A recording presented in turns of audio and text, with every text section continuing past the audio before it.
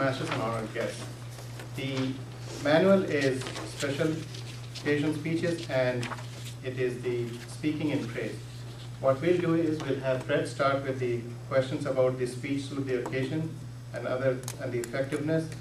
Muniesh will consider the qualities, and I will wind up with how the stories and anecdotes were effective. So Fred, go ahead. Well, first of all, I'd like to say I enjoyed the speech. Not all the bad stuff. No, the first question here, how well did the speech suit the occasion? I don't know that you said what the occasion was. If you don't say what the occasion is, or what or is to be, then the assumption is this is the occasion. And I don't think that was what you wanted the occasion to be. I thought you wanted it to be something like in church on Sunday morning, giving the sermon, or to some group that might be interested in small groups. And that wasn't what you were, I mean, that's who you seem to be speaking to, but that was not us. Now, what I think I really enjoyed was the second question here. What parts of the speech were most effective? I like it when you mention Celebration of Discipline. I'm familiar with that book, and it's a great book. And then also how the group got started. And it's very evident that you were part of that group. It's not you're just giving up you were with it for 3 months or something like that. You've been with it for a long, long time. Let's see how it affected Carolyn and others, the results of the group. That was just, it was really good.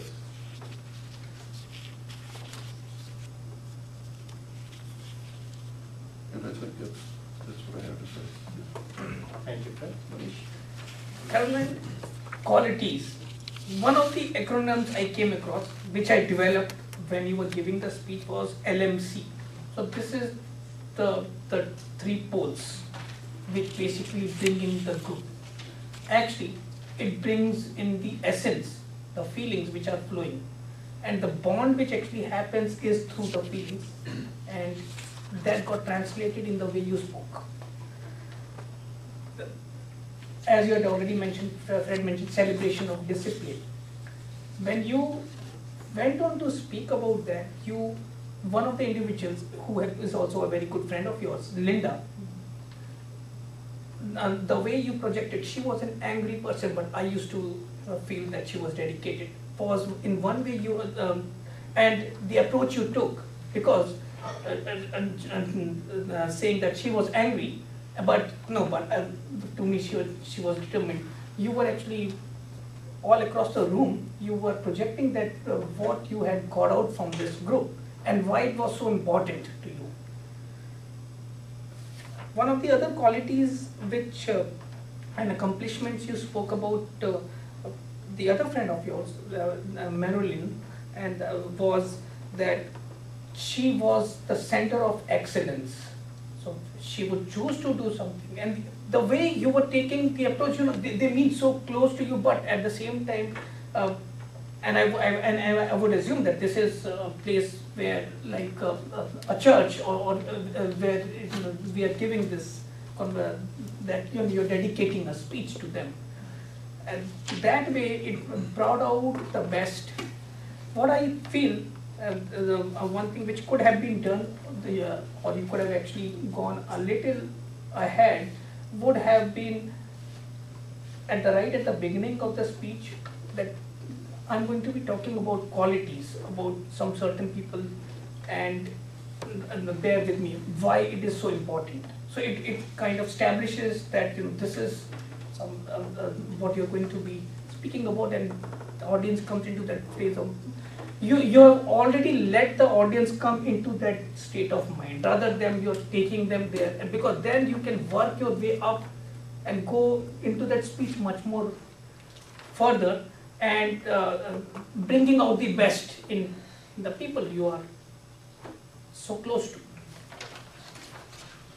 The other thing which I feel is, when you spoke about one of the books of Richard Foster, it was like he brought out the glue.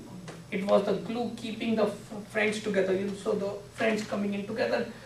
clearly it was appearing to me that how important and how refreshing it was for you to speak in front of the audience out there. Thank you, Muniesh. Caroline, small is best. What I look for are the user stories, how it really flowed with your speech. Your speech about two members other than yourself really formed a very nice group. And you kept going back to individual members and coming back to your own observation. And in that process, you developed a sort of a triangular aspect to your speech. So if I were to place you in the middle, right here, and then you can go back to Linda or Marilyn. And that is what I thought was very unique about your speech. The short stories were very heartwarming and very touching. I would like you not to change anything to those stories. What I would like to suggest, and that is no J, is that I'd like you to get that lectern out of your way, if possible. If you do have to use it, make it go on the side. Because when you talk about personal stories, one of us is probably going through that phase. Come to us. Don't let that lectern stay between you and the audience. So I would recommend that you consider changing that. The second observation that I had was, since the group members were part of your stories, I would like you to literally pick a spot, like Linda can be here, where Jane is sitting. Move towards that portion, so as if Linda is right there, you're talking to her. Come back. Then go to the other side of the room. Talk about Marilyn, come back. And you do this twice. This will make every one of us feel that you are literally sitting among us and sharing that story. Another aspect I would like you to consider is, what's in it for me? When I leave this room, leave your seminar, what do I get from it? I would recommend that somewhere in the middle of your speech, if it is a 5 to 7 minute, or if it is 10 to 20 minutes, somewhere around 12 minutes, you start working on how the audience can benefit from your speech. Consider that you have shared the stories, how it enhanced your life. Now the next part is how the audience will benefit from it. So that portion I would like you to consider changing. Back to what I like about the speech, it was a treat to even hear about the sacrifices or the struggles of women who are in your group and how each one made a difference. Talking about how a church was saved. And you not only said that the church was saved, how it was saved. That I thought was really good. The vignettes in your speech were supported by points, which really made the speech so rewarding and rich. The best part of your speech, in my opinion, is the last line. Sometimes large is better, but for me, small is the best. And that is the line I will have in my memory when I leave this room. Excellent speech, and I hope you get to give it to more churches and other groups as you come across. We'd like to hear your comments about our evaluation. Well, thank you very much, because I will take what you have given me in your evaluations and apply it to the speech. I've come to realize that that manual required a 5 to 7, and I try to stay within those parameters because I'm trying to accomplish what the manual is set out for as a specialty speech. I've come to realize I don't think I can do this properly, really, to give it all it has in a 7-minute speech. So I would use the fact that Keith stood up at 7.5 minutes to realize that I cut out a lot of the speech already, and I talk much faster when I'm all by myself, which is, I think, unusual in most cases. I find myself when I'm much more comfortable when I'm with people and telling the story. So I've come to realize that these are the learning and teaching lessons that I'm getting from a good evaluation, and I appreciate each of your points and know that I will use it, not only in this particular speech, because I will be giving it to other groups, but also in my speeches in the future, because that's why I come to Saturday Morning Live, is to get these solid evaluations and your suggestions. Thank you very much. Thank you, Caroline. Let's hear from the audience. Does anyone have any comments or suggestions for Caroline? And no Jake. Richard. I agree with you when you mentioned about the lectern and also the movement to a place, because you did move around the lectern a little bit too much, and for that type of speech it was distracting. So if you could have had placement, it would have been effective. I didn't understand how your friend, the choir director, saved the church. I think that if there were some numbers, you said through her ministry, through her teaching, but did it increase the number of people in the church? Did it increase the number of people in the choir? Did more visitors come to listen to the choir? How exactly was it that she helped save the church?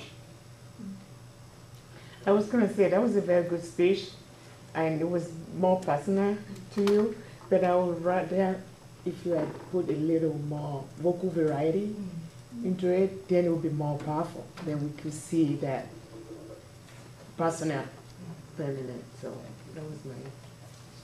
One of your many skills that you do is, I see you as a gifted storyteller. And I'd like to see you at the storytelling contest, if there is one, but I just really enjoy when I listen to you speak, and you are truly a gifted storyteller. I encourage you to continue on that. I was inspired by the message, and I thought of the quote, "Be the change you want others to see." And I thought you were a wonderful example, you and your group. I was very inspired. I was following the story as if I was reading a book.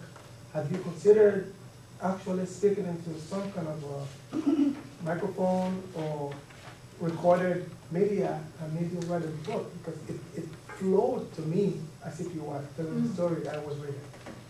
Well, that's all the time we have, but please keep your comments in your email to Caroline, and we'd love to hear more from you. Thank you again, and thank you, sir.